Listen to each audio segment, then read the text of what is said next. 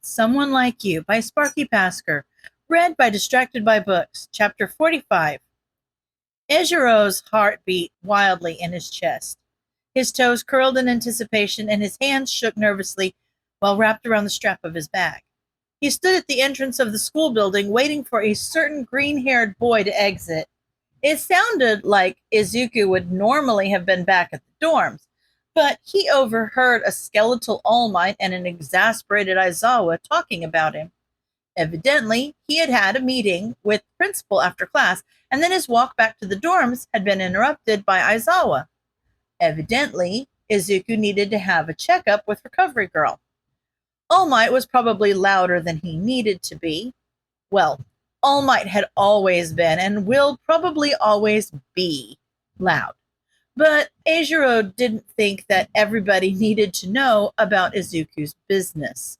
And instead of Eijiro, what if it was a villain that had heard Izuku's location? He was still recovering from his ordeal with the HPSC. He was strong, but Eijiro knew that if he was in Izuku's place, Eijiro wasn't confident he would have been able to fight off any villain coming after him. Eijiro wasn't going to lie to himself. He was worried. He really wanted to know what was going on. There was this time back when he was in middle school where his mom got really sick. Eijiro used every spare second to study anatomy and physiology. He wanted to understand exactly what was happening to his mother. He wasn't able to help the doctors with anything, obviously, but it gave him something to focus on. Thankfully, the doctors caught her illness early and she responded to the treatments extremely well. So she was nearly back to normal in just a couple of years. This studying ended up really helping with his science classes in school and brought his GPA above the minimum required for entrance to UA. His mother says differently, but he strongly believed it was the only reason he was able to qualify to take the entrance exam. Well, you know what they say about silver linings. A wet lock of hair fell down in front of his eyes.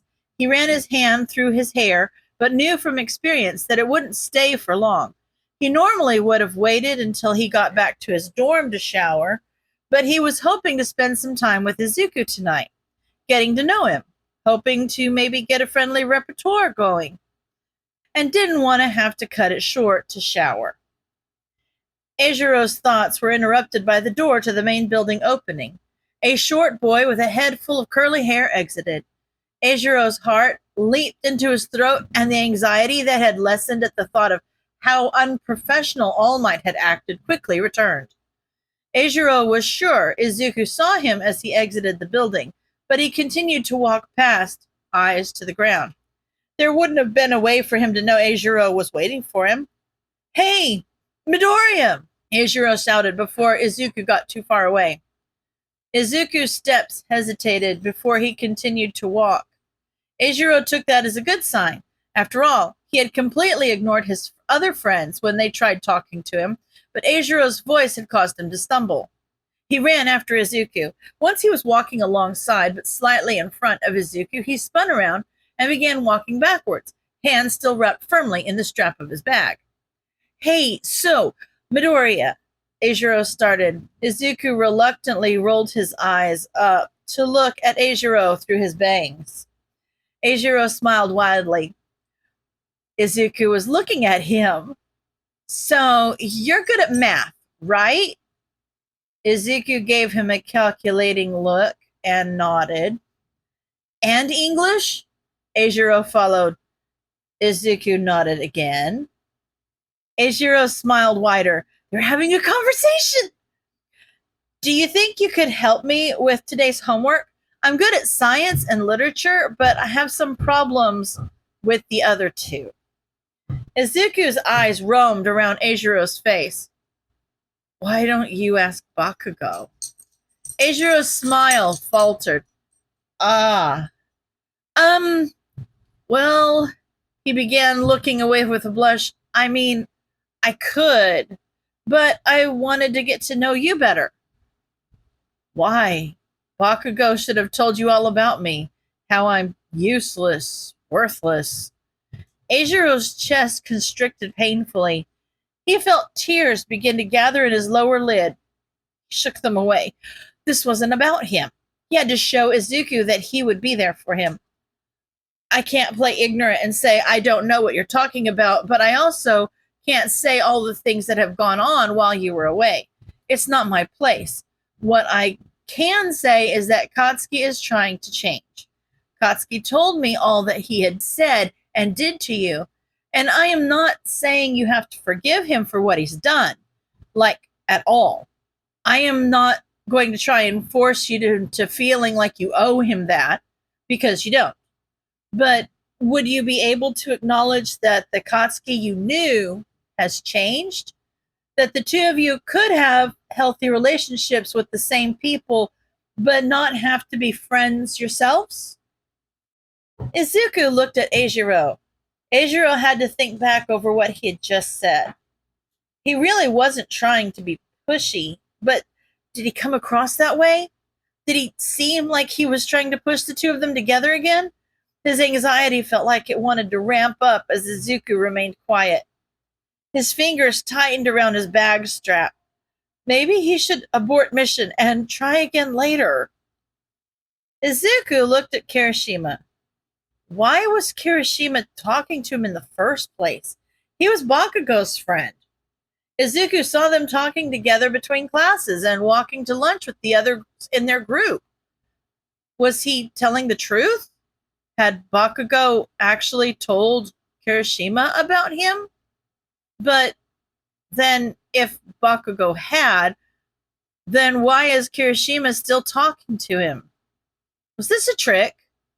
Was he planning on just taking him to a secluded area just to try and beat him up? Izuku looked into Kirishima's eyes. People can change what their faces look like to hide their intentions, but they don't often think to or have good enough control of their body to hide the truth within their eyes. Those who are aware of this limitation will often close their eyes to prevent others from being able to see the truth. Over the years, Izuku had become fairly adept at being able to read people.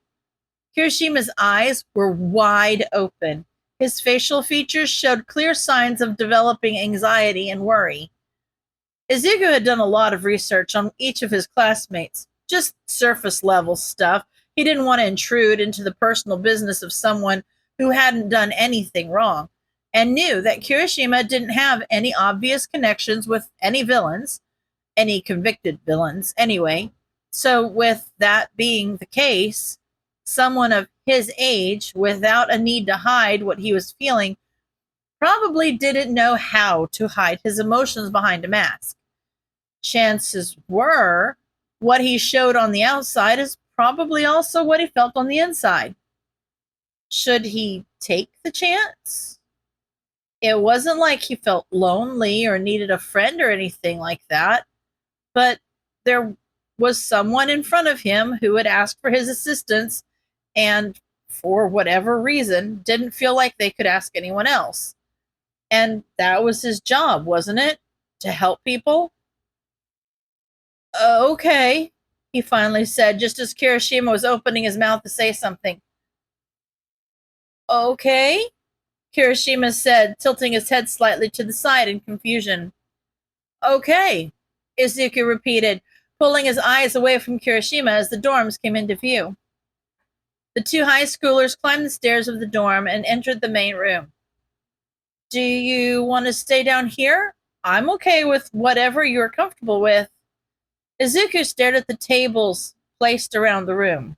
A couple had small groups of his classmates sitting at them, presumably doing homework. He also saw Koda and Tokoyami sitting on a couch and playing a video game. No one seemed to notice their entrance, or if they had, they were choosing not to bring attention to it. Izuku appreciated that.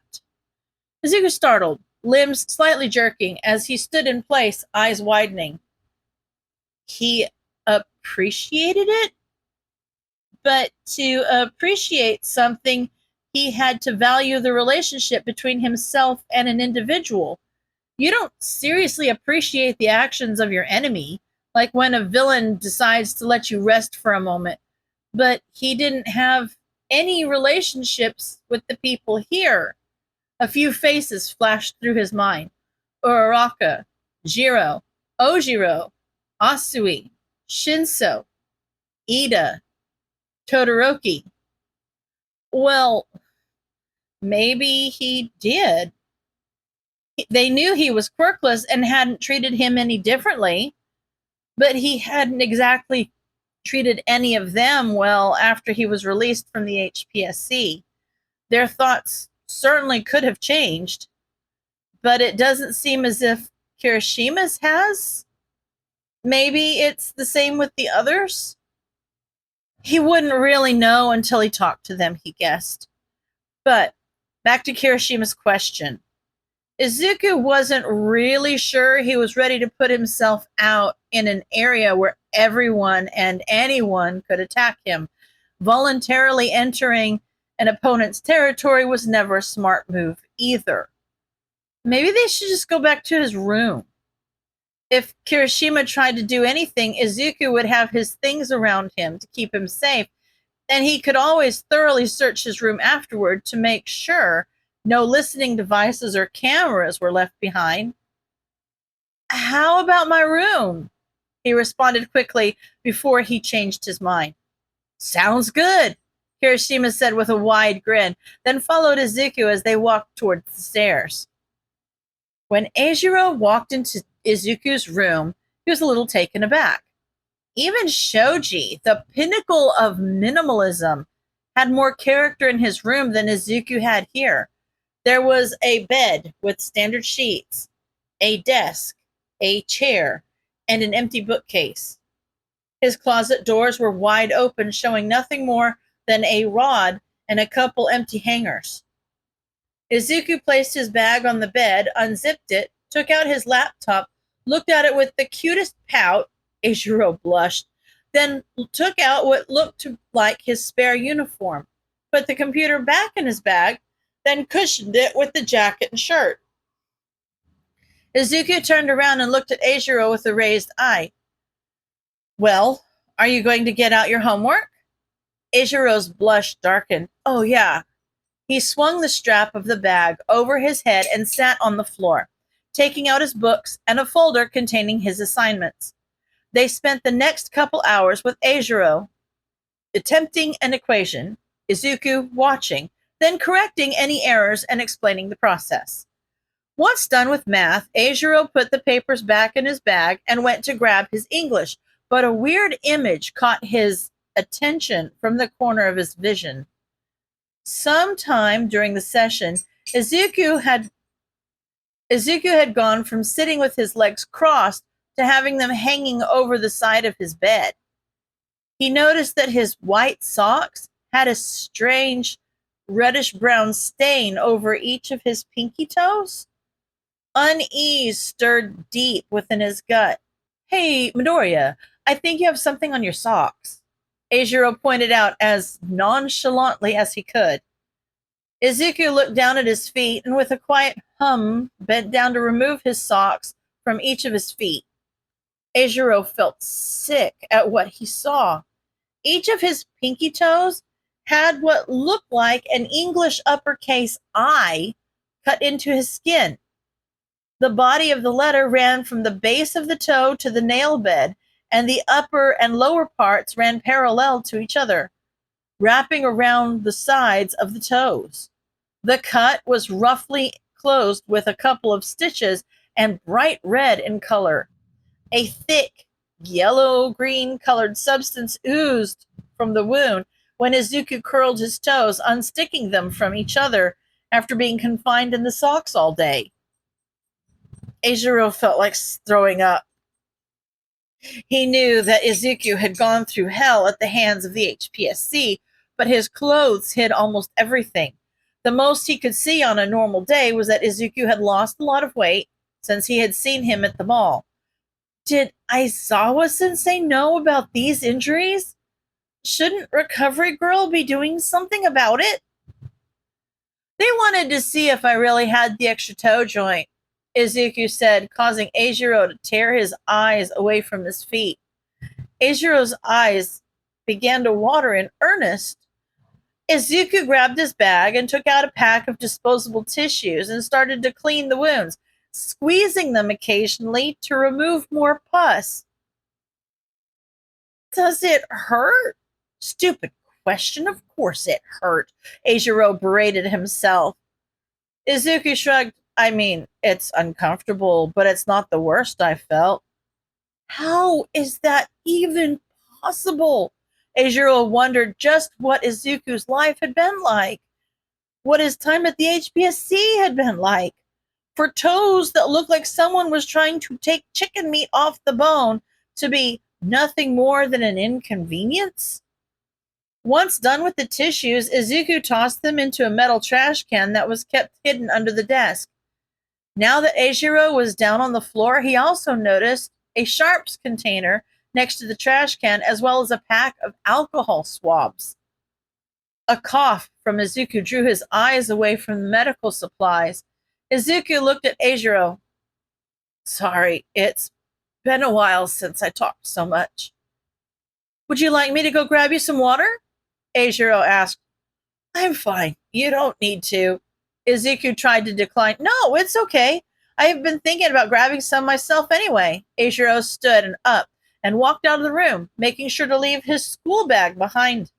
He didn't want Izuku to think he was running away after learning about what had happened to him. By leaving his bag there, it showed he had every intention of coming back, that he wasn't going to abandon him when things were tough. But that doesn't mean he didn't take his time. The sight of Izuku's infected injuries kept replaying in his head. And those were only the injuries on his toes, a small part of his body. And if that was the case, what did the rest of him look like? What other injuries could he have? Once Eijiro reached the kitchen, he found Aizawa-sensei there, pouring himself a cup of coffee. The feelings he had barely suppressed while sitting with Izuku burst out. Do you know about Izuku's injuries? Eijiro blurted out. Aizawa-sensei looked at him with his normal deadpan expression and sighed. I know about his wounds. Even the ones on his toes? Eijiro asked. His toes? Aizawa-sensei questioned. The tears he had tried so hard to hold back began to trickle down his cheeks. He said they wanted to check to see if he really had an extra toe joint. Eijiro wiped his cheeks angrily. How could they do that? They were supposed to be the ones protecting us. Eijiro's voice got louder until he was nearly yelling by the end. Aizawa-sensei set down his coffee mug and walked over to Eijiro. He cupped the back of Eijiro's head with one hand, the other still placed in his pants pocket, and brought Eijiro's head to his chest. I promise Izuku is getting treatment. Recovery Girl has documented every single wound or injury Izuku has, whether it was caused by the HPSC or otherwise. And I really shouldn't be telling you this, but he isn't letting us do a whole lot. His time with the HPSC has left some deep scars that will take time to heal. Eijiro's tears began to ebb. He removed himself from Aizawa-sensei and walked to the refrigerator and removed a couple bottles of water. As he left the kitchen to go back upstairs, Aizawa-sensei stopped him again by pulling a couple packets of what looked like electrolyte powder out of his scarf and handed them to Eijiro. Tell Midoriya, Recovery Girl says he needs to use one of these with each bottle of water he drinks. Eijiro nodded, throat still feeling a little thick, and went back upstairs. He swore no matter what, the HPSC was going to pay for their crimes. Chapter 46. So, it's tomorrow, right? A bubbly voice said quietly from the next table. Yes, a male voice said, filled with determination. Hey, you know there was nothing you could do, right? The bubbly voice responded. Nothing I could do? The determined voice said quietly, rage filling the air. I allowed a little girl to go back into the hands of a known villain, a villain that is using her flesh and blood to make a drug that could end humanity. Mirio, a normally meek voice said seriously, watch what you say. What? No, I didn't mean it like that, Izuku heard Togata say, clearly flustered. Then you will have to explain what you meant, because we all know that being quirkless doesn't mean anything anymore. There is a boy just 2 years younger than us who was making sure of that, Hado said, more serious than he had ever heard her speak. Togata sighed. You're right. I apologize. I chose the wrong words. What I meant was this villain is using the cells of a little girl to take away the very power that could be used to stop him. Sir was able to find some things posted online that we were able to determine came from Overhaul. He is constantly touting how the quirkless are the epitome of perfection, how those with quirks are inherently dirty, about how he is going to bring the world back to a time of purity. But he is not going to give up his own quirk, or the quirks of those close to him. And you know as well as I do, there are very few of us who have the knowledge and skills to be able to continue being heroes without our quirks. There would simply not be enough people who could fight back against villains anymore. Hundreds, thousands, millions of people could die. There was a slight pause. I just realized Overhaul is my antithesis.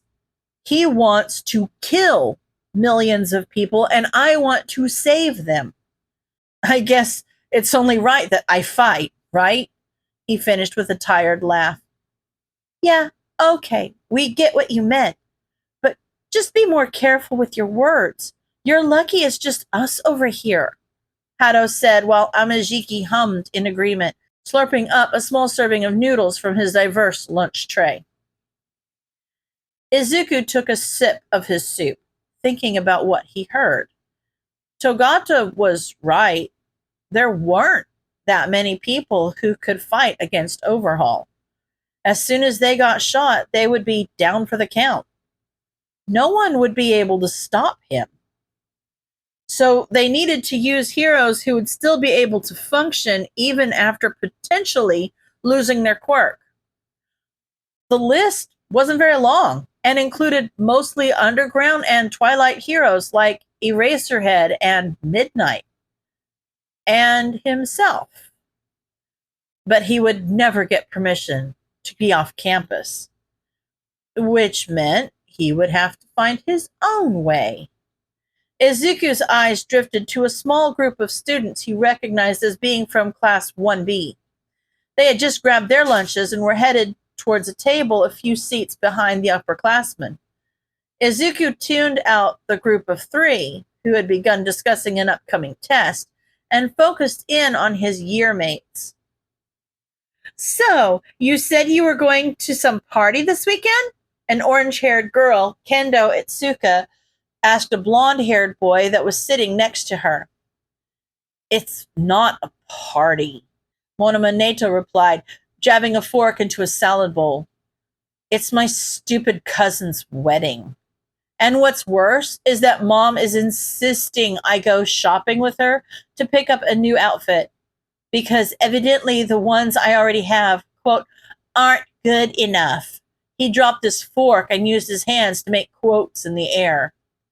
What makes your cousin stupid? A short, silver-haired boy, Shota Nirengeki, asked, paying more attention to a device on his wrist than the food on his plate. He's a scientist employed by the Hero Public Safety Commission. He hasn't been able to shut up, talking about how his precious subject was taken away. Izuku felt his stomach fall to his feet. He had to push his bowl of sour water away. If he didn't, he was probably going to vomit. I thought you hated Midoriya, Tetsu, a boy who reminded Izuku eerily of Kirishima, said, as blunt as ever. Izuku saw Monoma's eyes furrow and his fingers tighten around his eating utensil. I did, at first. You know as well as I do that without one of you, I am literally quirkless. Hell, we didn't even figure out what my quirk was until I was nearly 9. Even if I was able to touch someone, I couldn't hold on to their quirk for more than a second. It was only when a horn grew for a split second that we figured it out. That being said, I was furious when I heard someone out there was pretending to be quirkless to get around vigilante laws.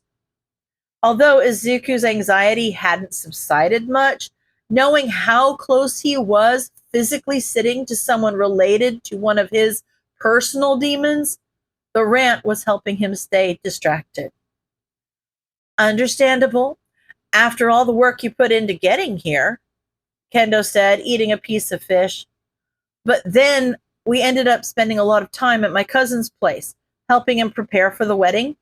And I had to listen to him talk about the experiments the HPSC had done. And I just thought to myself, if I had actually turned out quirkless, would my own family just as gleefully talk like that if I was the test subject? I remember all the tests the doctors had done when I was 5, and I couldn't see a doctor for years without anxiety after that. I can only imagine what he's feeling right now. Then why do you growl at him in the halls or talk bad about him with our classmates? Shota asked, sticking a small Brussels sprout in his mouth. I have to keep up the act, Monoma responded. No, you don't, Tetsu said, popping a carrot into his mouth. I do, Monoma insisted. If I don't keep up the act in school, I could slip when I'm with my parents, and they are the type of people who would probably sell me to the highest bidder if they thought I was veering off the holy path or whatever bullshit that bastard of a priest is spouting these days. All 4 teenagers nodded their heads in unison. Speaking of, you're going out with your mom tomorrow, right? Is that when you're picking out that new outfit you were talking about? Kendo asked. Monoma groaned. Yeah, he sighed. We're going right away in the morning. She made an appointment at some place and paid extra to be there at 6 a.m. That way I could be done and back in time for class. Oh, that's gonna suck. I hate waking up early, Tetsu commented. Kendo and Shota giggled as Monoma pushed his tray aside and laid his head on the table, covering it with his hands. A plan began to form in Izuku's mind. He was going to need just a few things before enacting it. After lunch, Izuku went to Principal Nedzu's office to continue his lessons. He sat at the desk that had been brought in and placed next to Nedzu's. Izuku took his laptop out of his bag and placed it on his desk. He was actually surprised Nedzu allowed him to take his laptop out of the office. Izuku could only assume Nedzu was confident Izuku wouldn't be able to do anything without getting caught. Well, that was exactly what Izuku was planning on doing. Izuku had observed Nedzu closely over the last few weeks. He discovered that although Nedzu was ambidextrous, he favored his left hand. He stirred his tea counterclockwise to cool it down before drinking. He had a very sensitive tongue, after all. He would put small amounts of dry ice in his tea to make it look like it was bubbling hot before splashing it all over himself in a fit of laughter. It caused more than one teacher to freak out and cower in fear. It has actually been fairly entertaining to watch. It has been a long time since Izuku had trusted an adult. Well, maybe adult is a stretch. He is still an animal, but he's an adult animal. He has the life experiences that would be expected of an adult. This is going to take a little more thought. And as for trust, well, That may also be a stretch. How can he think he trusts someone when he is actively plotting to betray any trust they have in him? Yeah, there was no way Izuku trusted anyone in this place. Izuku opened the street camera program and started to patrol the streets. The action brought back fond memories of sitting in an empty apartment and fighting crime. There were a few times when he felt like a puppeteer, like he was the one dictating the actions of the officers on the street. It wasn't quite like that anymore. As an intern, he wasn't allowed to report to the police directly because he couldn't take any actions on his own. If he saw something, he had to compile a report, turn it in to Nedzu, who would then read over it, make any additional changes while instructing Izuku about them so that he could create better reports in the future. Nedzu would then submit the report to the proper branch of the authorities. If Izuku were to find something urgent, Izuku would notify Nedzu, who would immediately dispatch the nearest hero. Izuku absolutely hated it. But he had a new goal, and he needed to do as much research as possible today to get ready. Now, officially, Izuku didn't have access to Sir Night-Eye's files, but Night-Eye was a student of Nedzu as well. Izuku would bet almost anything that the encryptions Night-Eye used on his files were fairly similar to what Nedzu used. Oh, look at that. Izuku was right. Now just to cover his tracks. Done. Izuku glanced over the edge of his computer to Nedzu, who was working on some sort of test for the third-year students. Izuku wasn't an idiot, though. He didn't look directly at Nedzu. No, he looked at his teapot. And just as anticipated, Nedzu took his eyes off his screen and glanced in Izuku's direction. He saw Izuku looking at the teapot. "Do you think you're ready for tea?" Nedzu asked. Izuku gave a small nod. "Well, that should be fine," Nedzu said, pulling a simple cup and saucer out of nowhere. He has a cupboard installed below his desk filled with extra cups, and poured a glass of warm tea. "Thankfully, today's tea is herbal. We don't have to worry about how caffeine would affect you." Nedzu placed the tea on the edge of his desk by Izuku. Izuku stood from his seat, reached over and grabbed the cup, then sat back down. Izuku took a sip from the cup while reading over Night-Eye's files. His eyes widened in surprise. It was strawberry mint. After drinking nothing but medicinal soup over the past few weeks, this tea tasted exceptionally good. Izuku saw Nedzu smile brightly out of the corner of his eye, then turned back towards his computer. That interaction should keep Nedzu content for a little bit. Izuku turned his attention back towards his screen. So, between the discovery of the child the big three were talking about, and them actually getting enough information to do something about it, took about a month? What took them so long? Did they plant seeds and expect clues to sprout up themselves? No, it looks like the problem was a lack of manpower and unwillingness to do anything that could be even tangentially considered bad, like undercover work or espionage. Well, that's what happens when you work with too many Daylight and Twilight heroes. You get stuck in the mindset that the only way to do hero work is out in the open. They ignore everything that could be useful just because no one would see them do it. And because of that, a little girl is continuing to suffer for weeks longer than they have to. Izuku took another sip of tea. He had to remain calm. If he acted out of the ordinary, Nedzu would get suspicious, and Izuku wouldn't be able to carry out his plan. Izuku combed through the information provided about the operation. They were going through the front door? Izuku faked a sip of tea to hide his sigh of frustration. These heroes were idiots. It would be one thing if they used a small portion of their forces to distract the guards by displaying the warrant at the front door, then entered through another way, but nope. everyone was going in through the front door. What are they going to do if Overhaul hears the commotion and takes the girl out the back? They weren't even going to have anyone stationed at any other place around the compound. Like, what the hell? All of them are idiots. Izuku felt a headache coming on, just from reading through the idiocy on his screen. Yeah, that cemented it. Izuku had to go. If he didn't, either the target was going to get away or someone was going to get killed.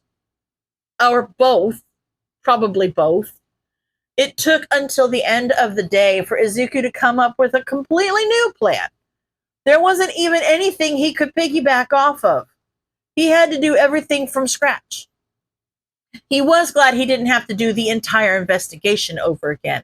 They were able to gain information about those closest to Overhaul and their quirks. At least that month wasn't for nothing. Izuku closed his laptop and started to walk out the door when he was stopped by Nedzu speaking. You don't have any reports for me today? Izuku remained calm. If he showed any sign of nervousness, Nedzu would know something was amiss. Not today, he shook his head. That's rare, Nedzu stated, looking Izuku straight in the eyes, unblinking. It's not too unusual to have a quiet day. The crime in my own neighborhood followed a pattern, and would have an occasional day with no crime in order to cause the heroes and police unrest. A pattern? Nedzu asked, head tilted to the side slightly. Yes, Izuku nodded. Nedzu hummed. Well, have a nice night. He waved off Izuku. See you tomorrow. Izuku paused before leaving, staring at Nedzu. That was weird, right? Nedzu had ended that exchange rather abruptly. Was it something Izuku said? Oh well, it wasn't really his problem, was it? If something he said bothered Nedzu, he could figure it out. He's a smart cookie. End of chapter.